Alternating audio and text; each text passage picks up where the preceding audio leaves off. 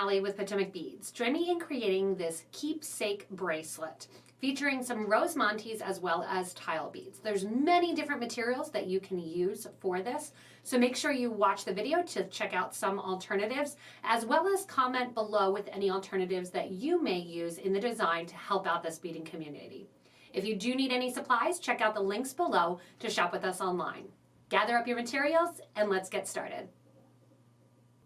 So to begin our keepsake bracelet, we are going to be using SS20 Montees, and I have it in jewel tones that I'm working with, an emerald, a sapphire, and that fuchsia color. I also have one cup button in the pastel Bordeaux, along with a crystal vitrail 8mm Rivoli that I'm going to glue in there after the fact. I'm using 15-0 seed beads in the Duracoat galvanized champagne, and 2-hole tiles in the metallic mix. So when you pour them out, they're gonna have some a little bit more golden, some a little bit more brassy, but we're gonna be utilizing them along the design. I am using 2 needles, and I have 0.006 white wildfire beading thread on these 2 size 12 needles. You can use 10s as well for this design. We are going to begin with our button. I'm going to put the button on so that I have on my 5 feet of beading thread, a needle on each end, and I'm putting the cup button on so that it's facing upside down, with the needles coming out toward the back of what would be like a bowl. The thread's going to go in the middle there, and you want to make sure that you have then 2 needles with the same amount of thread on either side.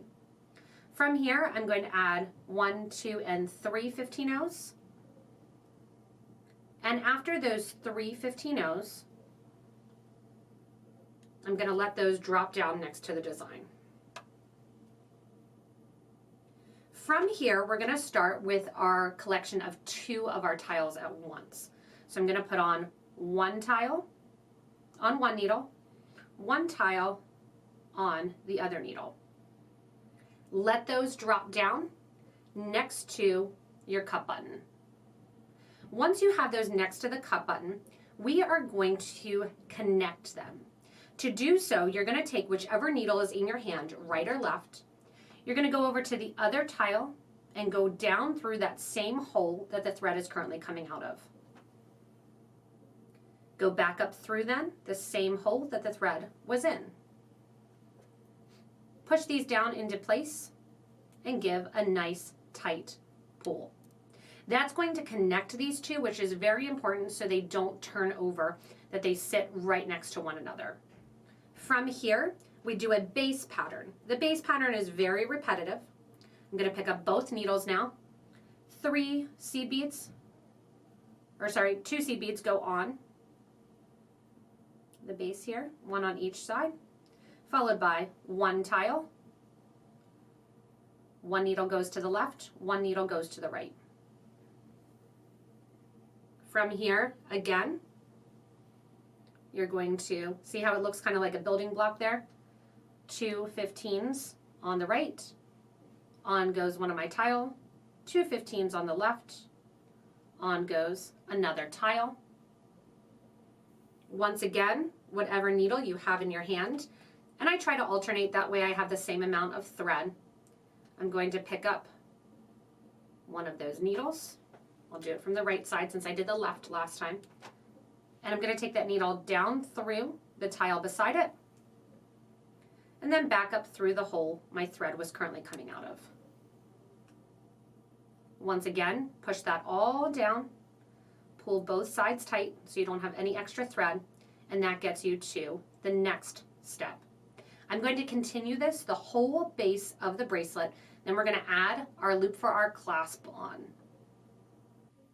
Once you reach the end of the design, and I have 9 individual tiles, starting with 2 and then ending with the double. I've put on my thread and needle on the right hand side here. Both thread and needles are coming out of the last tiles. And I've put on 3 of my 15-0s, followed by 32 more 15-0s. I'm going to take the other needle now, add 1 and 2 of my 15-0s, pick up the third 15-0 that is in line here. So I added the 3 and then 32, so really 35 total. I'm going to pick up that third one there and sew through. And that's going to kind of share that loop. Now with the loop that I already have done, I'm coming back through that shared bead there and out. So this is with the right needle.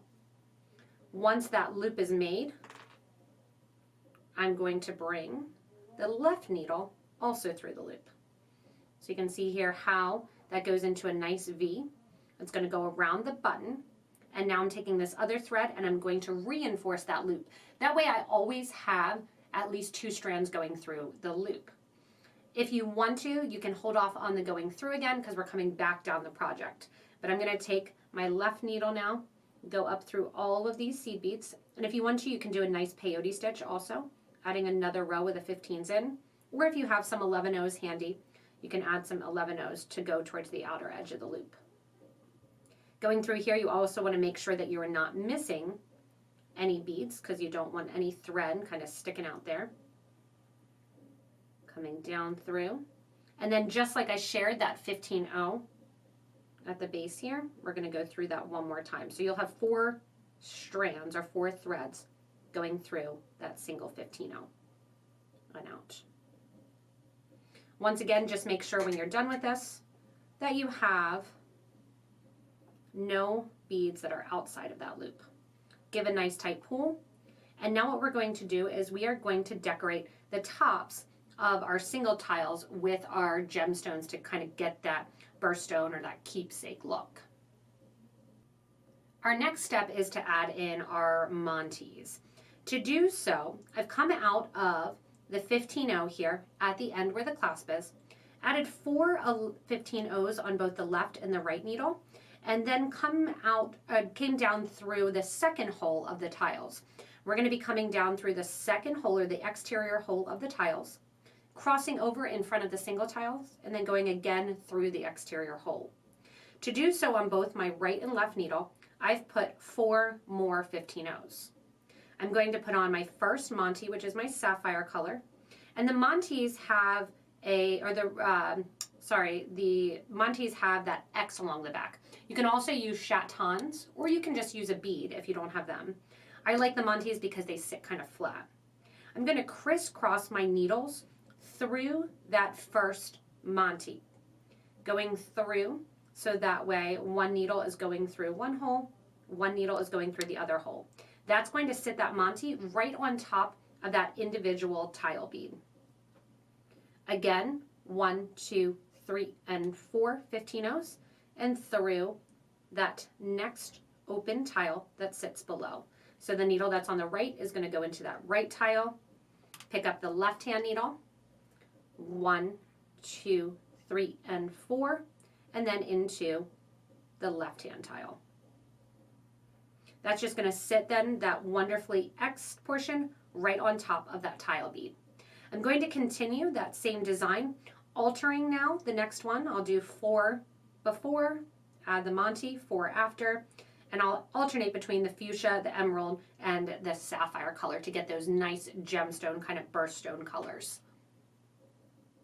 As you're adding in your Montees here, you may notice that your tiles start to turn up. Don't worry about that. We'll make sure that they sit flat as we go back and add our last strand of seed beads when we come back up the project.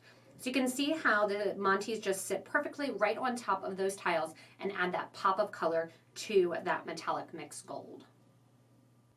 Once you add in your last of your Montees, you're going to be coming out the exterior of your last set, or rather your first set really, of your tile beads.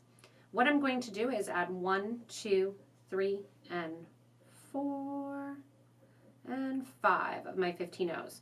With my right needle, go up through the cut button there, down through the other side. Same thing on the other side. You're adding in those 5 seed beads, going up through the button, through the back, arching over to the other side, and then I'm going to come down through those 5 seed beads that I just added in order to get to that exterior hole. Both sides, when you use chum needles, usually mimic one another and follow the exact same thread path. And this bracelet is no different with that. So I've gone through now, I've reinforced my button clasp, I want to pull the thread down, make sure I don't have any extra thread showing. And now I'm going to take my thread and needle through that exterior hole and exit, making sure I'm not going through any of the seed beads that are here. So just down through that exterior hole. And now we're simply going to run our seed beads down the line. So I'm going to grab 9 of my seed beads. 4, 5, 6, 7, 8, 9, and go into the second hole of the next one of my tiles that's available. And you can see that perfectly boxes out that crystal that's there.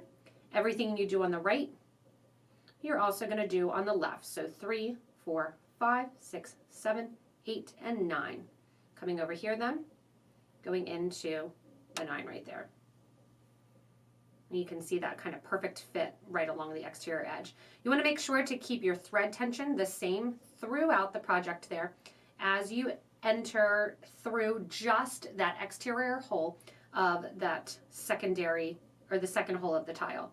So going into the next one here, repeating 3, 4, 5, 6, 7, 8, 9, and right along the line down into that next tile.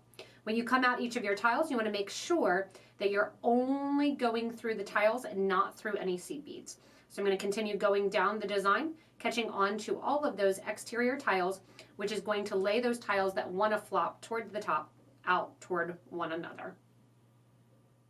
Once you're done stringing all the seed beads on, as you pull, it'll force those tile beads to sit next to one another with those pockets of the Montees sitting right on top. When you get to the end, you're going to take whichever thread is longer, go up through those 4 seed beads if you want to, through that center, reinforce, or if you want to and you have that small loop there, you're going to go over to your second hole of your first grouping there of your tiles, up through the first hole of the second one, grab these 2 thread ends and simply tie these 2 threads together to finish off the design. The final thing that I'll do is take this Rivoli, grab in some E6000 glue, some super new glue, some Loctite. Loctite will probably be what I grab, and glue that Rivoli into my button. From here then, I'll take my thread and needle, just go down the side a little bit, and what that will do is separate those thread ends out so I can take my burner and burn the thread off down here in the center of the project. I love this really kind of jewel set, and it looks like it is a beautiful bracelet that you're going to get at a fine jeweler. So that's the love and the look of having these Montees that are set on top of and in each one of these little keepsake boxes. Thanks so much for joining me in making this fun keepsake bracelet. There are so many alternatives for supplies that you can use with this. I can't wait to see everybody's own interpretations and own designs on our Facebook page for beading and jewelry making. Remember, if you do need any supplies, the Montees or the tiles, you can check out and shop with us online at PotomacBeads.com as well as PotomacBeads.eu. Just do that drop down on the description. Remember also, if you haven't yet, comment below and say your change-ups, any questions that you may have, or comments to let us know anything that you would like to see in future videos. Remember also to give a little thumbs up and click to subscribe if you haven't yet so you don't miss anything from us here at Potomac Beads. An idea for the keepsake bracelet is to put all kinds of different gemstones and birthstones on this bracelet to make it your own. As always, thanks so much for joining me and enjoy your very personalized own keepsake bracelet.